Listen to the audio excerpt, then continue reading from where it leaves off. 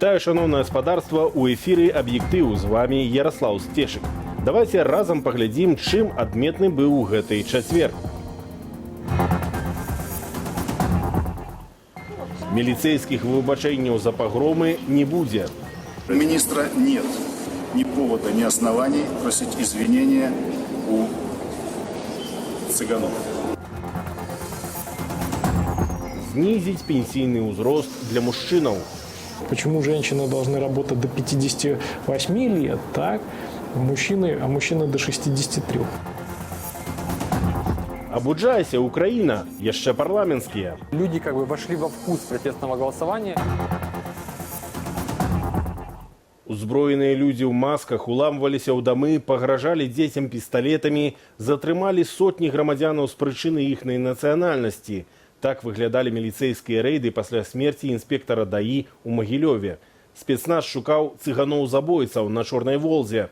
А цяпер, калі следчы камітэт адкінуў гэтую версію, перад ромскай дыяспораю просяць прабачэння магілёўскія чыноўнікі ды кіраўніца адміністрацыі Лукашэнкі. А вось міністр унутраных справаў не бачыць нічога кепскага ў дзеяннях падначаленых. Юлія Цельпук. За некалькі гадзінаў да смерці 16 траўня малады інспектар ДАІ Яўген Паповіч меркавана тут сеў у Чорную Волгу. У будынку насупраць з дэлегацыяй чыноўнікаў сустрэліся ўскосныя ахвяры гэтага здарэння. Цыганы, якіх першымі падазравалі ў забойстве маладзёна і трэслі іхныя дамы. Нам не нужны никакие извинения. Мы просим защиту, чтобы мы жили в свободной, тихой стране, как мы до этого жили.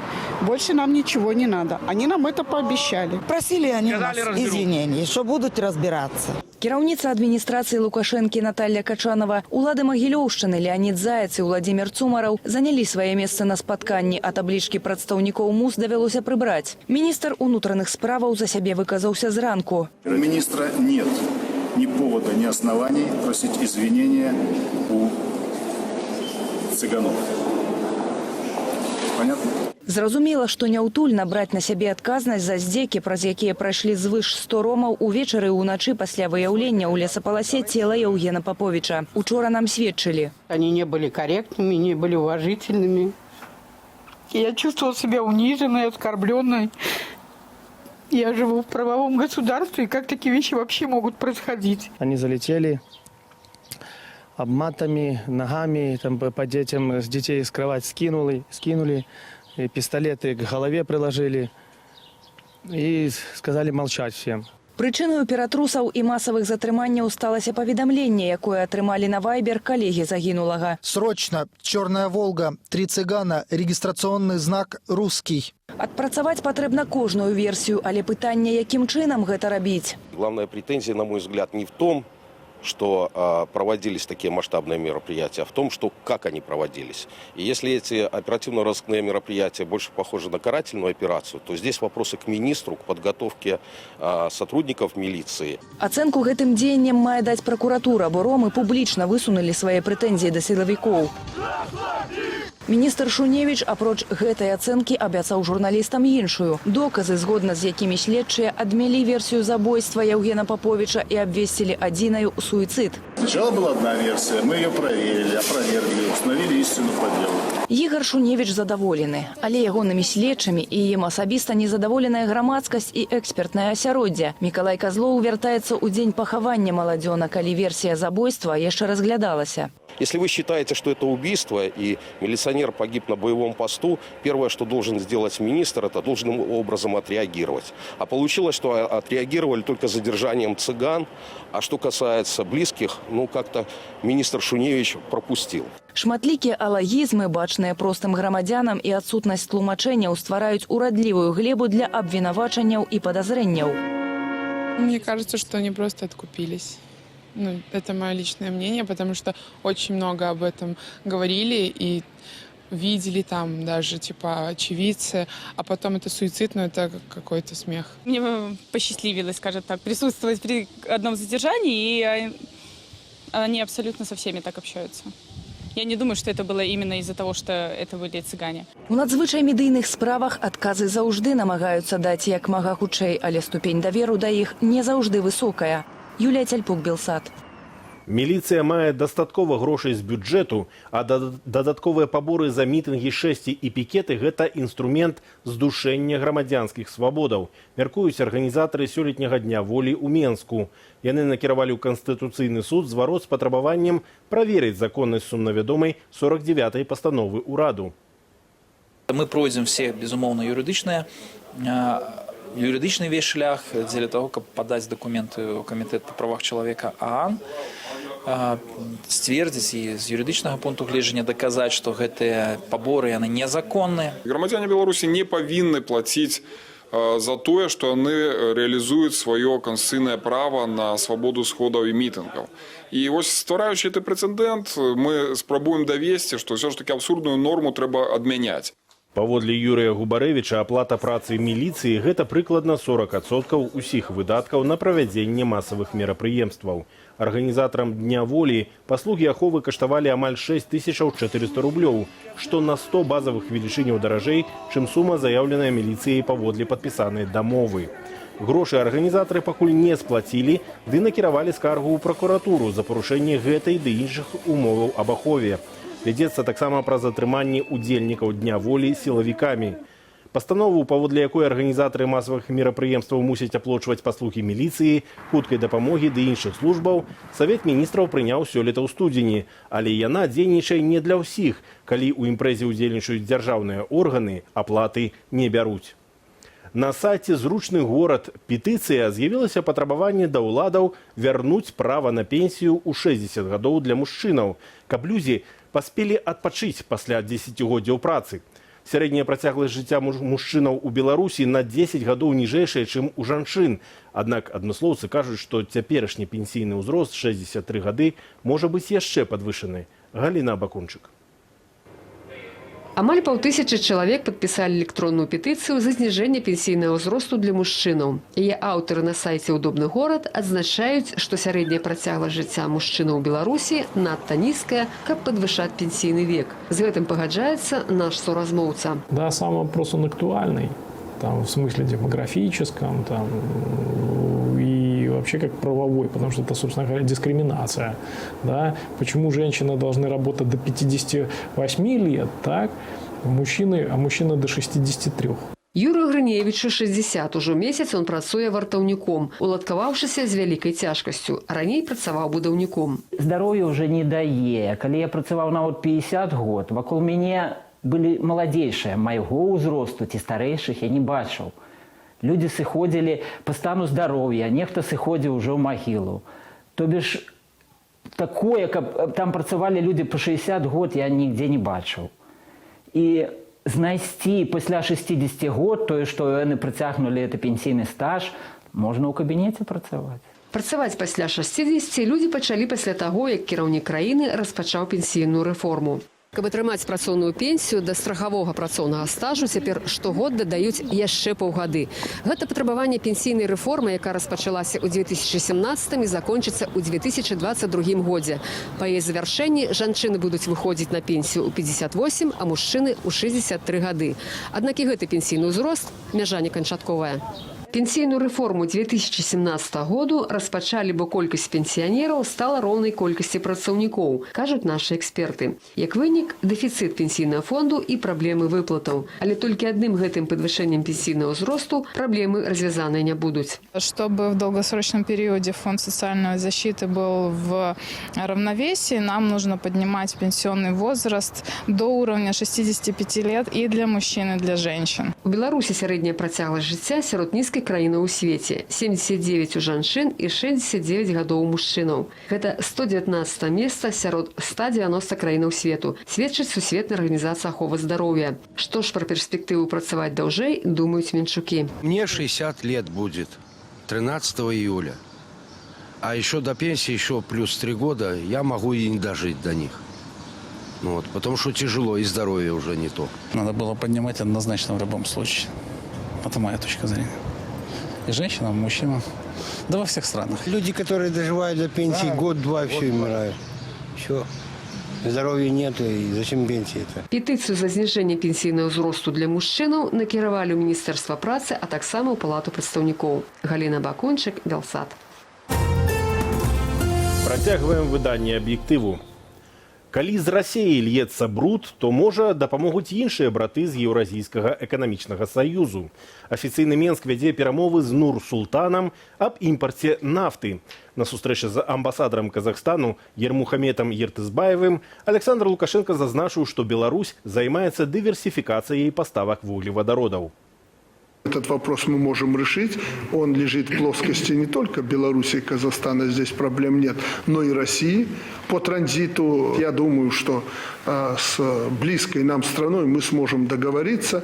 На гэткую заяву Лукашэнкі ўжо адрэагавалі ў Крамлі. Прэс-сакратар Уладзіміра Пуціна Дмітрий Пяскоў заявіў, што кіраўнікі Расіі і Беларусі яшчэ не абмяркоўвалі экспарту казахстанскай нафты.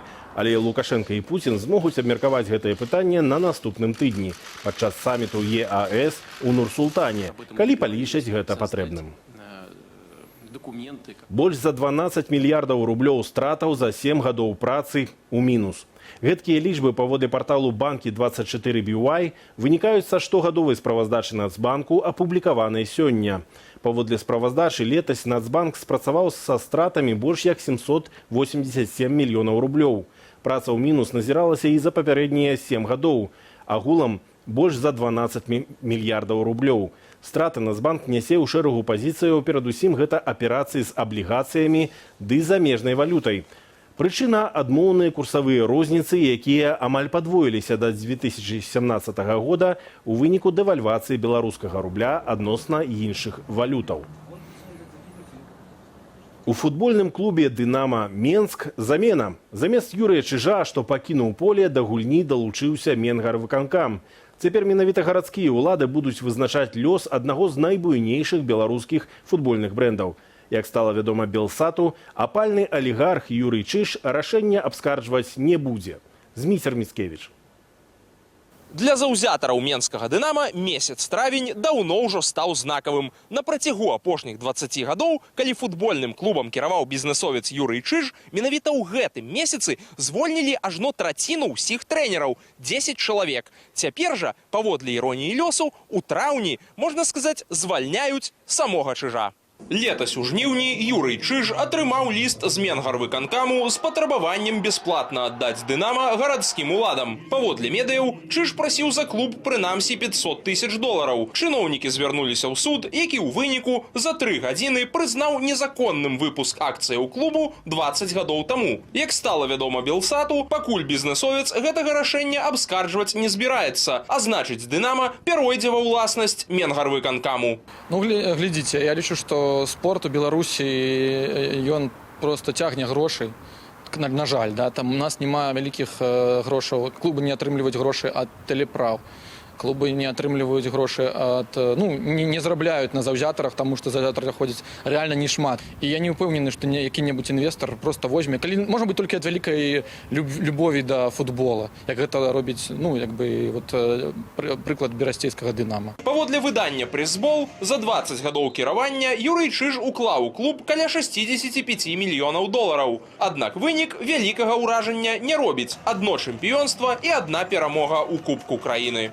Время, которое Чиж провел в «Динамо», эти 20 лет, это очень противоречивые 20 лет, потому что, с одной стороны, как я уже сказал, это спасение клуба и хороший бюджет, там, хорошие игроки, и периодами команда действительно смотрелась здорово, и была сильная команда.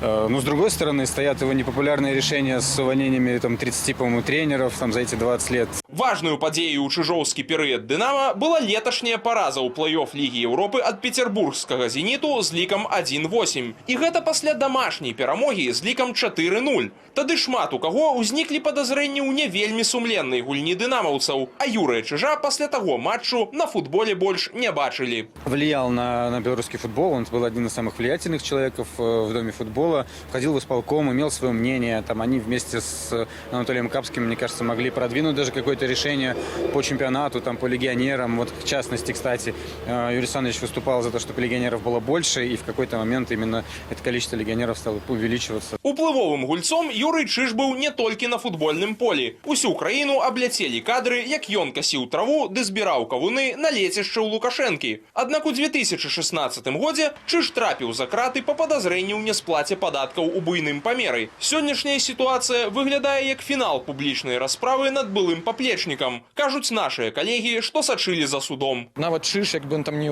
управляў, але все роўна чалавек укладваў нейкія грошы, а па сутнасці яго просто зараз забралі назад, як бы яго актыў, і няма гарантыі, што гэта не адбудзецца з кім-небудзь яшчэ. Зрэшты, 20 гадоў таму Чиж сам атрымаў «Дынама» пасля таго, як клуб практычна рэйдэрскім метадам адабралі ў іншага бізнэсоўца Андрэя Хвастовіча, які цяпер жыве ў ЗША. Пасля таго, як «Дынама» забралі ў Чижа, узнікае абсалютна лагічнае пытанне. Ці захочуць айчынныя, а тым больш замежныя інвестары укладаць грошы не толькі ў беларускі футбол, але і ў нашу эканоміку.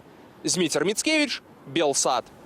І ў працяг тэмы алігархаў. Уладзімір Зяленскі не хоча спыняцца на ўладзе прэзідэнта, а на хвалі трыумфу прасоўвае ў Вярхоўную Раду Украіны партыю «Слуга народу». Пра яе праграму украінцы ведаюць толькі з гумарыстычнага тэлесерыялу, дзе Зяленскі грае галоўную ролю. Таму ўжо заўтра ў нашых суседзяў пачынаецца кампанія датэрміновых парламенцкіх выбараў. Указ прэзідэнта Украіны аб роспуску Вярхоўнай Рады і прызначэнне пазачарговых выбараў 21 ліпеня набыў моц. Гэтак у пятніцу, 24 траўня, ва ўкраіне афіцыйна стартуе выбарчая кампанія. Уладзімір Зяленскі падчас інаўгурацыі скарыстаўся сваім правам распусціць Раду і правесці датэрміновыя выбары. Я распускаю Верховную Раду 8-го скликання. Рашэнне новага прэзідэнта падтрымалі больш за 70% украінцаў, сцвярджаюць сацыёлагі. Люди как бы вошли во вкус протестного голосования, они готовы дальше перегрузить бывшую уже власть. Чаканні ад новага парламента ва украінцаў застаюцца нязменныя, палепшыць жыццё і спыніць вайну на Донбасе. Чтобы зарплата была у людей достойная, чтобы безработицы не было. Ждем мира в первую очередь и повышения пенсий. Единственное, кто бы закончил войну, ноги поклонился, честное слово. Чтобы в парламенте, в самом парламенте был мир и дружба. Паводле сацыялагічных апытанняў лідар электаральных сімпатыяў партыя прэзідэнта Украіны «Слуга народу». За яе маюць намер аддаць свой голас каля 30% украінцаў. Паставіць птушачку насупраць партыі Зяленскага украінцы гатовыя, нягледзячы на тое, што спісу кандыдатаў пакуль няма. Зеленский хочет сейчас конвертировать свой успех, популистский успех на выборах, то есть 73%, он хочет их конвертировать в поддержку на парламентских выборах. То есть его задача состоит в том, чтобы сказать, что парламент плохой, вот давайте изберем мою партию «Слуга народа». И парадокс состоит в том, что партия «Слуга народа» является виртуальной партией, то есть ее нет, но рейтинг у нее есть. Змагацца за мандаты будуць і іншыя маладыя партыі. Сіла і гонар кандыдата на прэзідэнцтва Ігара Смышка ды голас лідара рок-гурта «Акіян Эльзы» Святаслава Вакарчука. Аднак пакуль іх рэйтынгі вагаюцца на ўзроўні прахаднога мінімуму. Мы віримо український народ. У парламент таксама праходзіць прарасійская партыя «Апазіцыйная платформа за жыццё» Віктара Медведчука, што апярэджвае, згодна з даследаваннямі, палітычныя сілы экс-прэзідэнта Петра Порошэнкі ды экс-прэм'еркі Юліі Цімашэнкі. Есть запрос на такую партию, потому что есть количество людей, особенно в восточных и южных регионах, которые рассматривают по-другому конфликт с Россией, и для них Россия остается как бы все-таки союзником, ну или же дружественной страной, соответственно, им ближе взгляды, о которых говорят эти политики. Выборы ў парламент пройдуць паводле старой выбарчай сістэмы, бо напярэдадні Верховная Рада не падтрымала ініцыятывы прэзідэнта аб рэформе выбарчага заканадаўства. Так што ў ліпені будуць выбіраць 225 депутатаў па партыйных спісах, столькі ж па мажарытарных акругах. Юлія Лабанова, Дзяніс Шпігаў, Белсат. Компания Uber не спынілася на мобильном сервисе пассажирских и грузовых перевозок и доставки ежи, а пайшла под воду. Uber запустил першы ў свеце мобильный прокат на субмарыне «Скубер». З найбліжэйшага панядзелка до 18 чэрвеня за нейкія 2-3 тысячи долараў у ваколіцах вялікага бар'ернага рыфу ў Аўстраліі можна праз тэлефон замовіць марскую прагулку. Кампанія дашле за вами верталёт. Хараство падводнага свету без каментара.